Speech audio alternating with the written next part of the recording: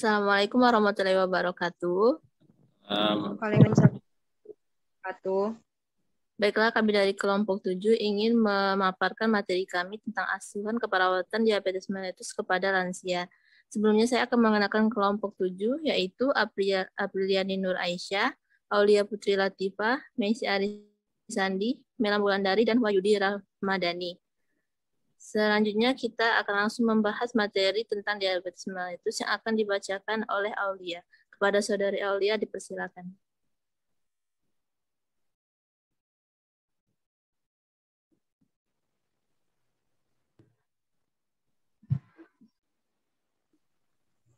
Baiklah, untuk konsep lansia akan saya paparkan sendiri. Next, untuk pengertian lansia itu sendiri adalah lansia adalah seseorang yang mencapai usia 60 tahun ke atas, baik pria maupun wanita yang masih aktif beraktivitas, yang bekerja maupun mereka yang tidak bekerja untuk mencari nafkah sendiri hingga bergantung pada orang lain untuk menghidupi dirinya sendiri. Menurut Nugroho tahun 2006. Selanjutnya,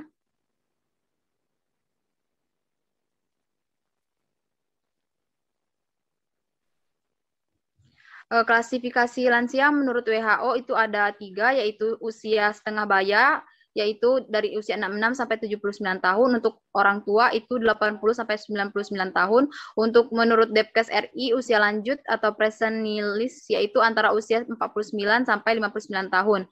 Usia lanjut yaitu usia 60 tahun ke atas, usia lanjut beresiko usia 70 tahun ke atas, atau usia 60 tahun yang sudah ada masalah kesehatan. Next.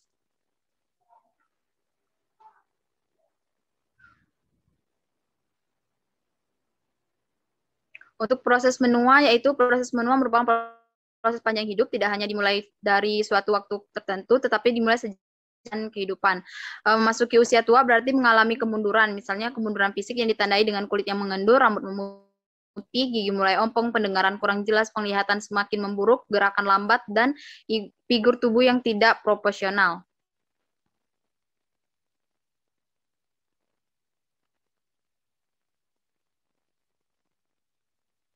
Next.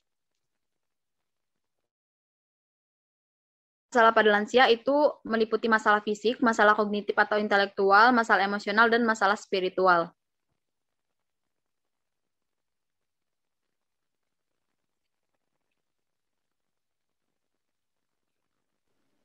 Untuk konsep DM dilanjutkan oleh teman saya, oleh rekan saya Apriliani. Kepada Apriliani dipersilahkan. Baik, saya Apriliani. Di sini saya akan menjelaskan tentang konsep DM, di mana pengertian DM itu sendiri adalah dapat diartikan sebagai individu yang mengalirkan volume urin yang banyak dengan kadar glukosa tinggi. Diabetes mellitus itu sendiri merupakan penyakit hiperglikemia yang ditandai dengan ketidakadaan absolut insulin atau penurunan relatif insensitivitas sel terhadap insulin, menurut Corwin tahun 2009. Next. Adapun klasifikasinya itu dijabarkan menjadi 4 kategori utama diabetes. Yang pertama ada tipe 1, kemudian yang kedua itu ada tipe 2. Next.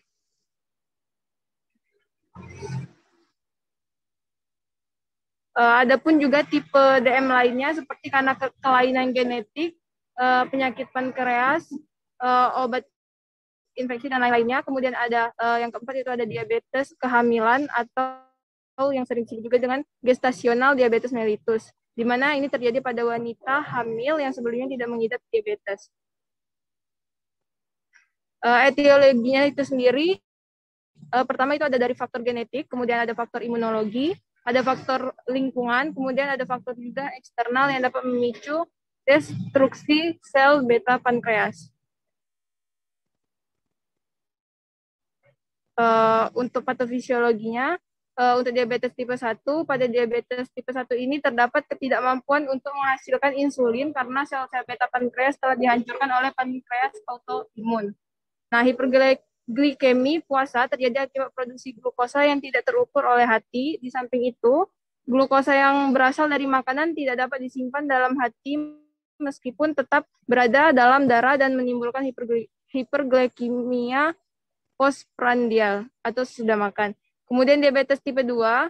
Pada diabetes tipe 2 ini terdapat dua masalah utama yang berhubungan dengan insulin, yaitu pada resistensi insulin dan gangguan sekresi insulinnya.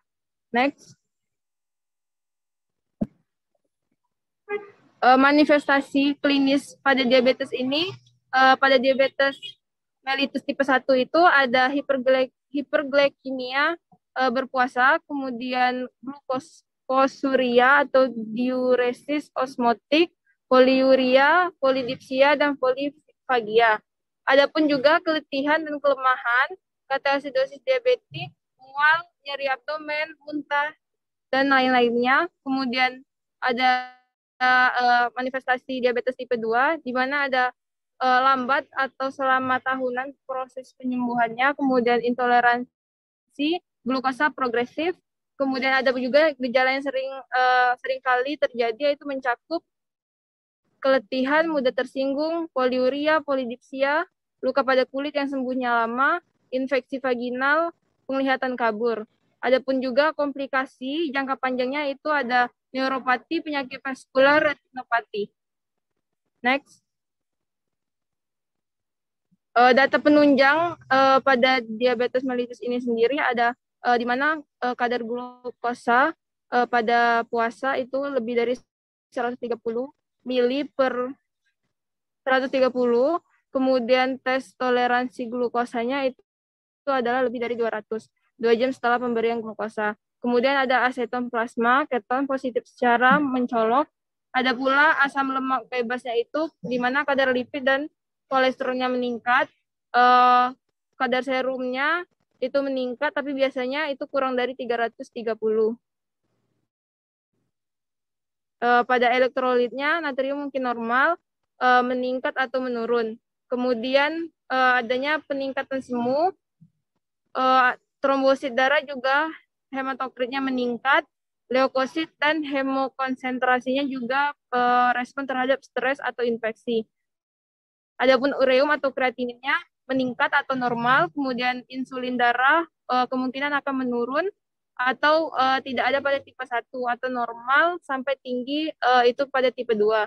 Kemudian urin, gula dan asetonnya itu positif, dan kultur sensitifnya kemungkinan adanya ISK atau infeksi pernapasan dan infeksi luka. Next. Komplikasinya itu sendiri, yang pertama itu adalah hipoglikemia atau koma hipoglikemia. Kemudian ada sindrom hiperglikemik, hiperosmolar, non-ketotik. Kemudian juga ada ketoasidosis diabetik. Next. Baik, untuk konsep ASCEP sendiri akan dijelaskan kepada rekan saya, Mela Wulandari, dipersilakan.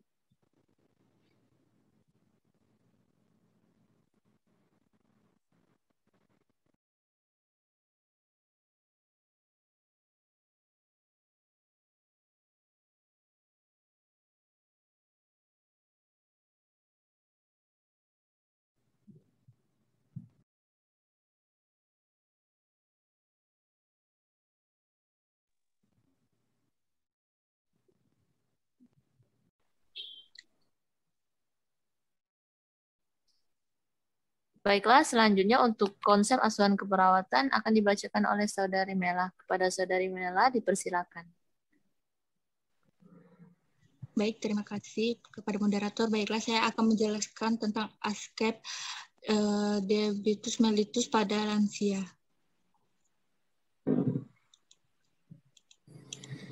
Pengkajian yaitu data subjektif, identitas, DM pada pasien usia lanjut umumnya terjadi pada usia lebih dari 60 tahun dan umumnya DM tipe 2 atau non-insulin dependent atau tipe DM TTI. Untuk keluhan utama DM pada usia mungkin cukup sukar karena sering tidak khas dan asimptomatik. Contohnya kelemahan, kelelahan, BB menurun, terjadi infeksi minor, kebingungan akut, atau depresi. Riwayat penyakit sekarang pada umumnya pada pasien datang ke rumah sakit dengan keluhan gangguan penglihatan karena katarak, rasa kesemutan pada tungkai, serta kelemahan otot atau neuropati perifer, dan luka pada tungkai yang sukar sembuh dengan pengobatan lazim.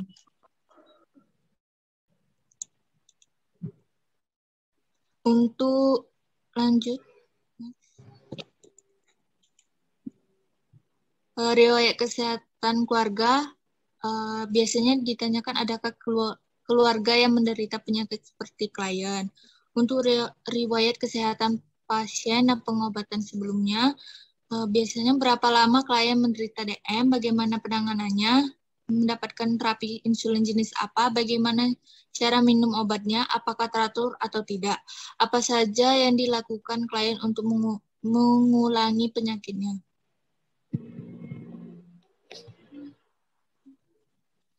Untuk pola pemenuhan kebutuhan sehari-hari, yang pertama aktivitas atau istirahat. Biasanya mengalami letih, lemas, bergerak, atau berjalan, kram otot, tonus otot menurun. Untuk sirkulasi, adanya penyakit hipertensi, AMI, klaudikasi, kebas, kesemutan pada yang penyembuhannya lama, takikardi, perubahan tekanan darah. Untuk eliminasi, yaitu perubahan pola perkemihan, poliuria, untuk makanan mual muntah, tidak mengikuti diet, penurunan berat badan, haus, dan penggunaan diuretik. Untuk neosensori, yaitu biasanya pusing, sakit kepala, kesemutan, kebas, kelemahan pada otot, parestasia, gangguan penglihatan.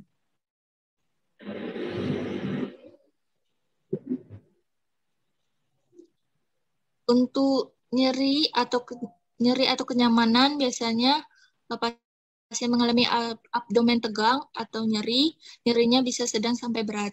Untuk pernapasan, biasanya batuk dengan atau tanpa puntung purulen, tergantung adanya infeksi atau tidak. Untuk keamanannya, biasanya kulitnya kering, gatal, dan ulkus kulit. Baiklah, untuk data objektifnya bisa dilanjutkan oleh saudari Kak Messi. Baiklah, terima kasih. Saya akan menjelaskan untuk pemeriksaan data objektif pada lansia. Biasanya untuk hasil pemeriksaan fisik pada lansia di perubahan sel itu, sel menjadi lebih sedikit, jumlah dan ukurannya menjadi lebih besar, berkurangnya jumlah cairan tubuh dan berkurangnya cairan intrasel. Untuk di sistem integrumnya sendiri, kulit keriput akibat kehilangan jaringan lemak, kulit kering dan pucat, dan terdapat bintik-bintik hitam akibat menurunnya aliran darah di kulit dan menurunkan sel-sel yang memproduksi pigmen kuku pada jaringan tengah dan kaki menjadi tebal dan rapuh. Untuk sistem muskuler, itu terdapat kecepatan dan kekuatan kontraksi otot skeletal, berkurangnya pengecilan otot karena penurunnya serabut otot, dan pada otot polos tidak begitu berpengaruh. Pada sistem pendengar sendiri, terdapat presbyakusis atau menurunnya pendengaran pada lansia yang disebabkan membran timpani menjadi atrofi, menyebabkan austosklerosis dan penumpukan serumen sehingga mengeras karena meningkatnya keratin. Pada sistem penglihatan, karena berbentuk sferis, pigmented dan pupil, timbul sklerosis dan hilangnya respon terhadap sinar. Lensa menjadi keruh, meningkatnya ambang penglihatan, karena daya adaptasi terhadap kegelapan lebih lambat dan susah melihat gelap. Pada sistem pernafasan, otot-otot pernafasan kehilangan kekuatan dan menjadi kaku, sehingga menurunnya aktivitas silia, paru kurang elastis, alveolikular melebar biasanya dan jumlahnya berkurang. Pada sistem kardiovaskuler, katup jantung menebal dan menjadi kaku. Kemampuan jantung memompa darah menurun 1% per tahun. Kehilangan optisitas pembuluh darah, tekanan darah meningkat akibat meningkatnya resistensi pembuluh darah perifer. Pada sistem gastrointestinal, kehilangan gigi, indera pengecapan menurun, esofagus melebar, rasa lapar menurun, dan asam lambung menurun waktu pengosongan lambung. Pada sistem perkemihan, ginjal mengecil, nefron menjadi atrofi, aliran darah ke ginjal menurun sampai 50%. Laju filtrasi glomerulus menurun sampai 50%, sehingga fungsi tubulus berkurang sehingga kurang mampu menekankan urin.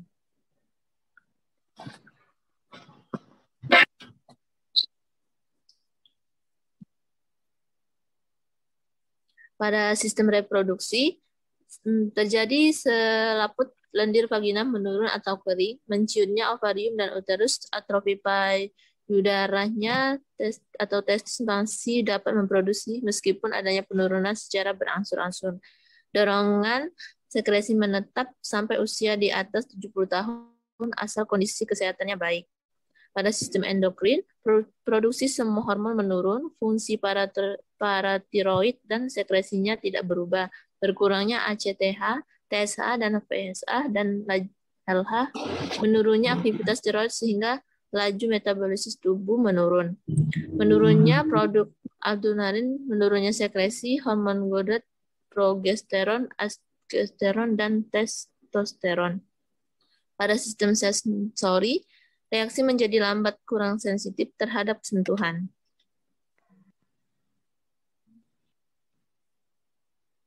Ada beberapa diagnosa keperawatan pada lansia. Diagnosa keperawatan lansia dengan diabetes mellitus yaitu gangguan nutrisi, kurang dari kebutuhan tubuh, berhubungan dengan peningkatan metabolisme protein dan lemak. Yang kedua, kekurangan volume cairan berhubungan dengan osmotik diuresis, ditandai dengan tuberkulin menurun dan membran mukosa kering. Yang ketiga, gangguan integritas kulit berhubungan dengan perubahan status metabolik, ditandai dengan gangren pada ekstremitas. Yang keempat, kelelahan berhubungan dengan kondisi fisik yang kurang. Yang kelima, resiko tinggi infeksi berhubungan dengan glukosa darah yang tinggi. Yang keenam, resiko terjadi injuri berhubungan dengan penurunannya penglihatan. Untuk intervensi keperawatan sendiri akan dijelaskan oleh Saudara Wahyu. Kepada Saudara Wahyu dipersilakan. Baik, terima kasih kepada Kak Messi. Selanjutnya untuk intervensi keperawatan yang dapat dilakukan pada pasien lansia dengan diabetes mellitus. Pertama yaitu diagnosa yang bisa kita angkat, gangguan nutrisi, kurang dari kebutuhan tubuh berhubungan dengan peningkatan metabolisme protein dan lemak. Tujuannya adalah setelah diberikan asuhan keperawatan diharapkan kebutuhan nutrisi pasien dapat terpenuhi. Untuk kriteria hasil, yang pertama, pasien dapat mencerna jumlah kalori atau nutrisi yang tepat. Yang kedua, berat badan stabil atau penambahan ke arah rentan normalnya. Untuk intervensi yang pertama, yaitu timbang berat badan sesuai indikasi. Yang kedua, tentukan program diet, pola makan, dan bandingkan dengan makanan yang dapat dihabiskan klien.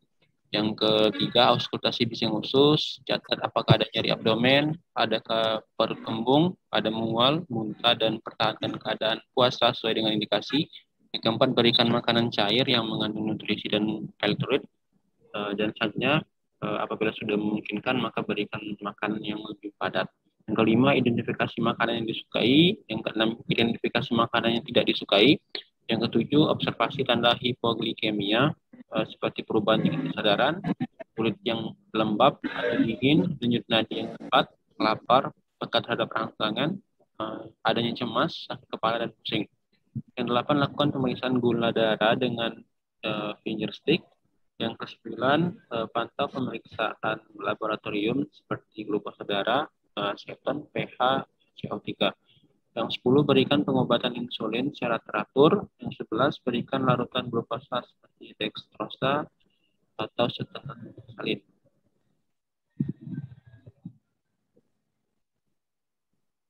Yang kedua yaitu kekurangan volume cairan berhubungan dengan osmotik diuresis, ditandai dengan tuberkulit yang menurun dan membran mukosa yang kering. Tujuannya adalah setelah diberikan asuhan keperawatan, diharapkan kebutuhan cairan atau hidrasi pasien terpenuhi. Dengan kriteria hasil, yang pertama, pasien menunjukkan hidrasi yang adekuat, dibuktikan oleh tanda-tanda vital yang stabil, nadi feri-feri yang dapat diraba, tuberkulit, dan pengisian kapiler yang baik, haluaran urin tepat secara individu, dan kadar elektrolit dalam batas normal. Intervensi yang dapat dilakukan pada diagnosa ini yang pertama, kaji riwayat klien sehubungan dengan lamanya atau intensitas dari gejala seperti muntah dan pengeluaran urin yang berlebihan.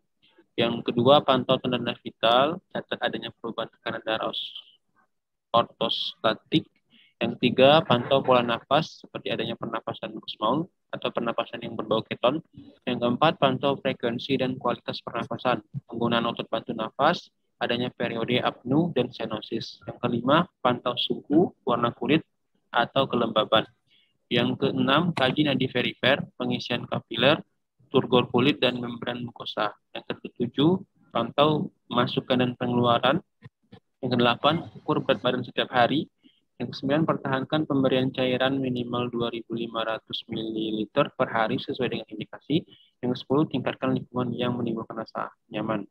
Untuk diagnosa yang ketiga, yaitu gangguan integritas kulit berhubungan dengan perubahan status metabolik, neuropati perifer, ditandai dengan luka gantung pada ekstremitas. Tujuannya adalah setelah diberikan asuhan keperawatan, diharapkan tidak terjadi komplikasi dari luka tersebut. Dengan kriteria hasil, yaitu menunjukkan peningkatan integritas kulit. Yang kedua, kriteria hasil adalah menghindari cedera pada kulit. Intervensi yang dapat dilakukan, yang pertama, inspeksi kulit terhadap perubahan warna, turgor, vaskular, perhatikan juga kemerahan. Yang kelima, pertahankan alas lipatan. Yang ketiga, berikan perawatan dengan lotion. Yang keempat, pertahankan kuku agar tidak panjang. Yang kelima, motivasikan untuk makan diet tinggi kalori, tinggi protein. Ya, mungkin sekian yang dapat saya sampaikan. Saya kembalikan kepada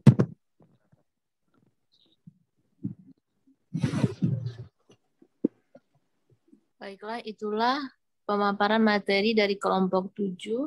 Untuk kelompok 7 sendiri, apakah ada yang lagi yang ingin didiskusikan?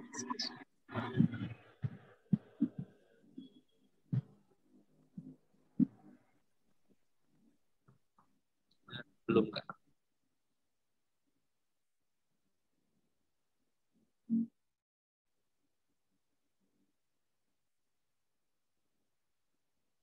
Jika tidak ada, sekian dari presentasi dari kelompok 7 sendiri.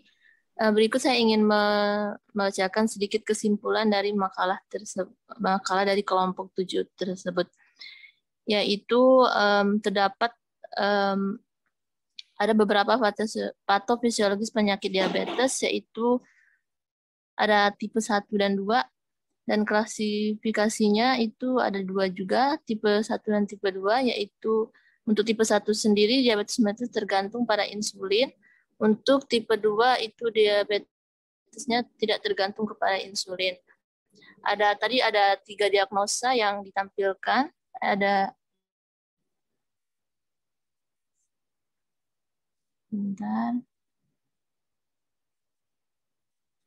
6 diagnosa yang ditampilkan, yaitu gangguan nutrisi, kekurangan volume cairan, gangguan integritas kulit, dan kelelahan, risiko tinggi infeksi, dan risiko terjadinya injuri.